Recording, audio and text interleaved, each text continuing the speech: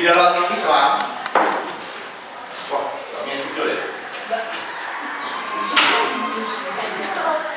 Di dalam Islam, hukum Islam itu ada sumber hukum Islam ya, sumber hukum dalam Islam.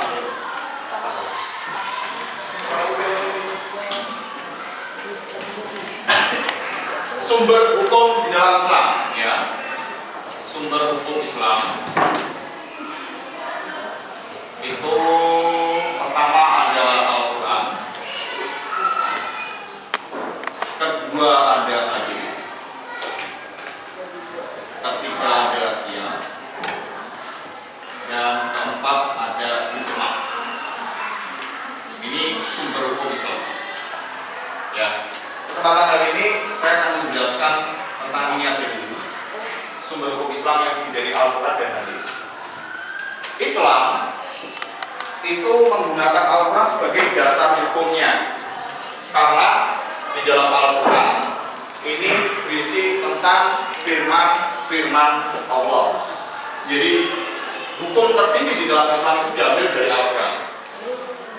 Maka ada ayat yang mengatakan wala taqrabuz zina, jangan dekat-dekat zina, dan seterusnya. Al-Quran. Kemudian yang kedua, sumber hukum kedua adalah hadis ya, hadis. Ini dua sumber hukum utama di dalam Islam. Kemudian pada kesempatan kali, seperti yang kamu sudah tulis, posisi hadis terhadap Al-Quran itu bagaimana? Apa pengertian hadis? Hadis ini adalah sumber hukum kedua setelah Al-Quran. Pos hadis adalah segala yang dinukilkan dari Nabi, segala yang diambil dari Nabi, segala yang dikutip dari Nabi, baik itu perkataan, perbuatan, taklid maupun hal ikhwal Nabi.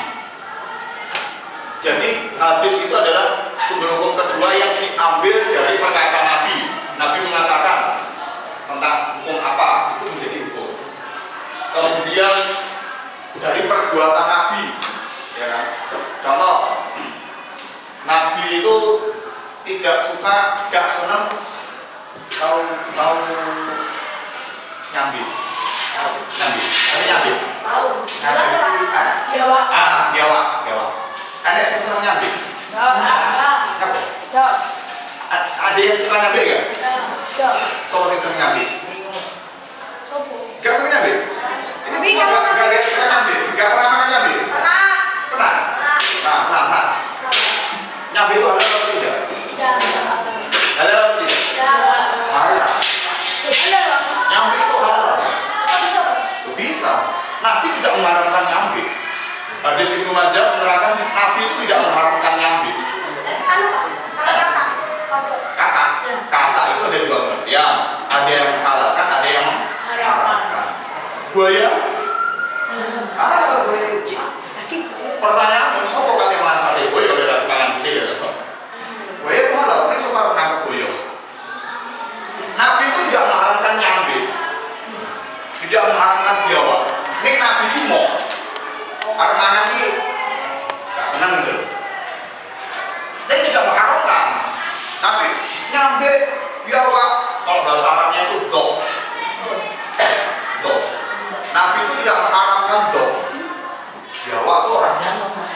Tapi Nabi kan makan nih yang pernah makan nyambi. Ya, Nabi itu gak makan nyambi itu karena apa? Karena gila kan? Nah, saya itu aku ki gak pernah nyambinya kok. Aku ki kebayang-bayang dosa jore. Aku ki kebayang-bayang.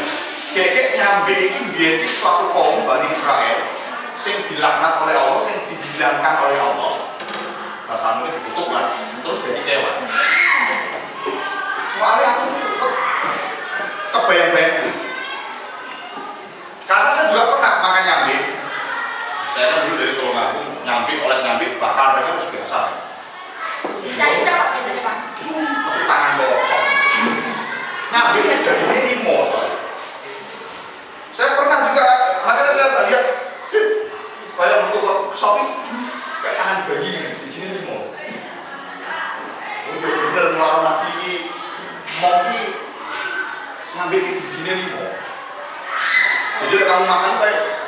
jadi bayi.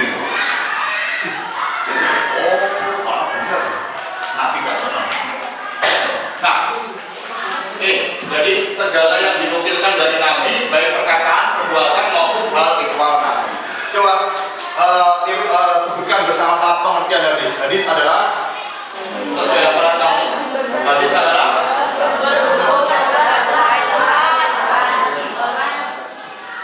apa lagi? Jadi segala yang dinukilkan dari Nabi, baik itu perkataan, perbuatan takrir maupun hal ihwal dari Nabi. Ini ya, hadis. Jadi hadis itu sebagai penguat hukum-hukum di dalam Al-Quran. Kemudian hadis itu berfungsi sebagai bayan takrir, bayan tafsir, bayan tasri, bayan al-nas. Jadi yang dikatakan bayan takrir adalah ketetapan yang memperkuat apa yang telah diterangkan di dalam Al-Quran. Ketetapan yang memperkuat apa yang sudah diterangkan di dalam Al-Quran. Seperti itu. Jadi apa yang sudah ada di dalam Al-Quran itu diperkuat oleh hadis. Contoh, Nabi memerintahkan aqimus shalah wa atuz zakat. Dalam Al-Quran menerangkan aqimus shalah wa atuz zakat. Dirikanlah sholat, tunaikanlah zakat. Allah hanya memerintahkan itu. Dan terus piye prakteknya? Diperkuat oleh hadis. Cara sholat itu seperti ini. Takbiratul ihram, rukuk, iktidal, sujud, tasyahud, salam. Wudu itu seperti ini. Nabi mengatakan bertayamum, Quran mengatakan bertayamumlah. Oleh Nabi dijelaskan cara tayamum itu seperti apa? Seperti ini. Dipraktekkan oleh Nabi. Seperti itu. Jadi bayan takrir ini adalah memperjelas, memperkuat posisi yang ada di dalam Al-Quran. Quran menerangkan bayar zakat. Caranya piye? Apa sing dizakati? Itu dijelaskan oleh Nabi. Dijelaskan oleh Nabi dalam hadis. Membayar zakat fitrah, ada zakat mal. Dan zakat fitrah itu berarti diambil dari makanan pokok, dibayarkan setiap bulan Ramadan. Kalau zakat mal itu dibayarkan setahun sekali. Jadi memperkuat posisi Quran. Kemudian fungsi hadis yang kedua adalah penjelasan terhadap ayat-ayat yang memerlukan perincian lebih lanjut. Seperti tadi bab zakat, dia menjelaskan, ya, memperkuat. Kemudian bayan tasri, memberikan kepastian hukum Islam yang tidak ada di dalam Al-Quran. Apa yang tidak ada di dalam Al-Quran diperkuat, diberikan kepastian oleh hadis, seperti itu. Dan bayan al-nas, membatalkan ketentuan terdahulu, sebab ketentuan yang baru dianggap lebih maslahat. Jadi bayan al-nas ini menjadi sebagai menggantikan hukum-hukum yang ada di dalam Al-Quran yang saat itu, ya, yang berlaku saat itu, kemudian disempurnakan oleh hadis. Jadi ini posisi hadis terhadap Al-Quran. Ada pertanyaan? Sudah tahu? Kalian sudah mengerjakan, kalian sudah menulis, sekarang tinggal